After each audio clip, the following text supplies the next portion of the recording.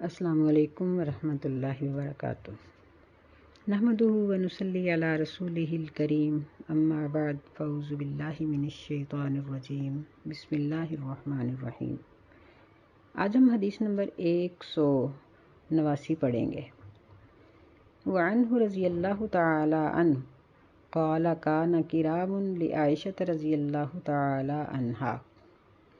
سترت بہ جانب بیتہا۔ انہی سے روایت ہے، یعنی انس رضی اللہ تعالیٰ عنہ سے ہی، کہ عائشہ رضی اللہ تعالیٰ عنہ کے پاس ایک زیبائشی یا یوں کہہ لیں کہ زیب و زینت والا پردہ تھا۔ ساترت بھی جانب بیتہا، وہ اپنے حجرے یا اپنے گھر کے ایک جانب اس کو لٹکا کر اسے پردہ حاصل کرتی تھی۔ فقال لها النبی صلی اللہ علیہ وسلم امیتی عنا قرامک ھذا۔ نبی علیہ السلام نے فرمایا کہ اپنے اس خوبصورت پردے کو ہم سے ہٹا دو۔ فَإِنَّهُ لَا تَزَالُ تَصَاوِيرُهُ تَعْرِضُ لِي فِي صَلَاتِي، پس بے شک اس کی تصویریں ہمیشہ نماز میں میرے سامنے ظاہر ہوتی رہی ہیں۔ رواہ البخاری، اسے بخاری نے روایت کیا ہے۔ واتفق علی حدیثها فی قصة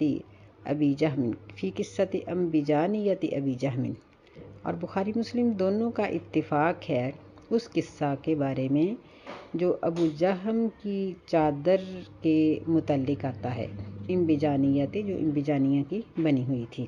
اور اس میں الفاظ یہ ہیں کہ فَإِنَّهَا أَلْهَتْنِي عَنْ صَلَاتِي، کہ بے شک ان تصویروں نے مجھے نماز سے غافل کر دیا ہے۔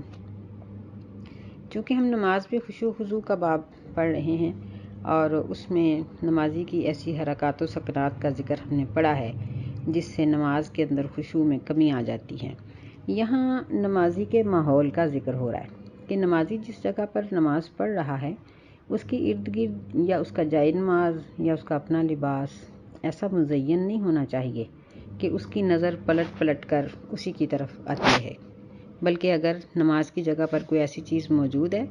تو اس سے کنارہ کر لینا چاہیے، اس سے بچ جانا چاہیے یا اس کو وہاں سے ہٹا دینا چاہیے۔ اور یہ انبجانیہ کا قصہ جو تھا یہ ہے کہ ابو جہم جو تھے انہوں نے نبی صلی اللہ علیہ وسلم کو انبجانیہ کی بنی ہوئی ایک چادر دی تھی جس کو اوڑھ کر یا پہن کر نبی علیہ السلام نے نماز پڑھی، لیکن اس کے اوپر تصویریں بنی ہوئی تھیں۔ تصویروں کا مطلب یہ نہیں ہے کہ جاندار چیزوں کی تصویریں تھیں، بلکہ جس طرح درخت کی یا کسی میز کی یا کرسی کی، کوئی اس طرح بے جان چیزوں کی اوپر ڈیزائن چھوٹے موٹے بنے ہوئے تھے۔ تو نبی علیہ السلام نے، چونکہ وہ ابو جہم نے تحفہ دیا تھا تو اس لیے آپ نے کہا کہ اس سے یہ چادر تبدیل کر کے لے آؤ، کہ کہیں ایسا نہ ہو کہ واپس کرنے سے اس کا دل برا ہو اور اس کو اوڑھ کر نماز پڑھنے سے نماز میں غفلت آ جائے، لہٰذا اس کو بدل لاؤ۔ یعنی یہاں ہمیں ایک تو یہ مسئلہ معلوم ہوا کہ نماز کے وقت لباس اور ارد گرد کا ماحول ایسا ہونا چاہیے کہ نماز کے خشوع و خضوع میں قطعی طور پر فرق نہ آئے۔ دوسرا ہمیں یہ معلوم ہوا کہ جب کوئی تحفہ دے اور اگر اس میں کوئی شرعی قباحت موجود ہے تو ہم اس کو تبدیل کر سکتے ہیں۔ تبدیل کرنے کا اگر کہہ دیا جائے کہ بھی آپ مجھے یہ نہ دیں یہ دے دیں، دونوں کی رضامندی سے، دینے والے اور لینے والے کی رضامندی سے، تو اس میں کوئی حرج کی بات نہیں ہے۔ اور ایک بات ہمیں یہ بھی معلوم ہوئی کہ ایسی چیز جو شرعی طور پر حجت رکھتی ہو، یعنی اس میں کوئی خرابی ہے، تو اس کو تحفہ دینا یا لینا نہیں چاہیے، بلکہ اس میں جو بھی کمی بیشی ہو سکے کر کے اس کو شریعت کے مطابق بنا لینا چاہیے۔ وعن جابر بن سمرہ رضی اللہ تعالی عنہ، سیدنا جابر بن سمرہ رضی اللہ تعالی عنہ سے روایت ہے، قال قال رسول اللہ صلی اللہ علیہ وسلم، وہ کہتے ہیں کہ رسول اللہ صلی اللہ علیہ وسلم نے فرمایا، لَيَنْتَهِيَنَّ أَقْوَامٌ يَرْفَعُونَ أَبْصَارَهُمْ إِلَى السَّمَاءِ فِي الصَّلَاةِ، کہ ضرور یعنی ہر صورت میں لوگ یا اقوام قومیں باز آ جائیں اپنی نظریں آسمان کی طرف اٹھانے سے، یرفعون کہ وہ اٹھاتے ہیں، ابصارہم اپنی نظروں کو آسمان کی طرف نماز میں، او لا ترجع الیہم، یا ممکن ہے کہ ان کی نظر ہی ان کی طرف نہ لوٹے۔ رواہ مسلم، اسے مسلم نے روایت کیا ہے۔ یعنی اس میں نبی علیہ السلام نے آسمان کی طرف دیکھنے سے سختی سے منع کیا، یعنی نماز میں جس طرح ہم پیچھے پڑھ آئے ہیں کہ اگر کسی کی جان کا یا اپنی جان کا خطرہ ہو تو پھر انسان گردن گھمائے اور ہلائے بغیر ادھر ادھر دیکھ کر اپنے خطرے سے بچ سکتا ہے،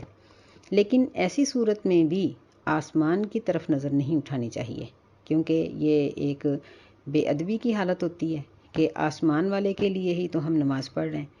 تو ادب کا تقاضا یہ ہوتا ہے کہ آنکھیں نیچی رکھی جائیں، تو آنکھوں کو نیچا ہی رکھنا چاہیے، آسمان کی طرف کسی بھی صورت میں نظر نماز کے دوران نہیں اٹھنی چاہیے۔ ایسا کرنے والے کے لیے ممکن ہے کہ اس کی نماز ضائع ہو جائے، اور صرف نماز ہی ضائع نہ ہو بلکہ وہ نماز پڑھ کے تو لوٹے لیکن ثواب کی بجائے گناہ لے کے لوٹے۔ یہ مسلم کی روایت ہے، اور مسلم کی ایک روایت میں ہے، قالت سیدہ عائشہ رضی اللہ تعالیٰ عنہ کہتی ہیں، سمعت رسول اللہ صلی اللہ علیہ وسلم، کہ میں نے رسول اللہ صلی اللہ علیہ وسلم سے سنا، یقول، آپ فرماتے تھے، لا صلاۃ بحضرۃ الطعام، کہ نماز نہیں ہوتی کھانے کے حاضر ہونے کے بعد، ولا وهو يدافعه الاخبثان، اور نہ اس حالت میں نماز مقبول ہے کہ اس کو دو ناپاک چیزیں دھکیل رہی ہوں، یعنی اگر کھانا موجود ہے، آیا پڑا ہے، تو اگر ایسی صورت میں ہم نماز پڑھیں گے تو ہماری توجہ کھانے کی طرف ہی جائے گی۔ اس سے بہتر ہے کہ ہم کچھ نہ کچھ کھا لیں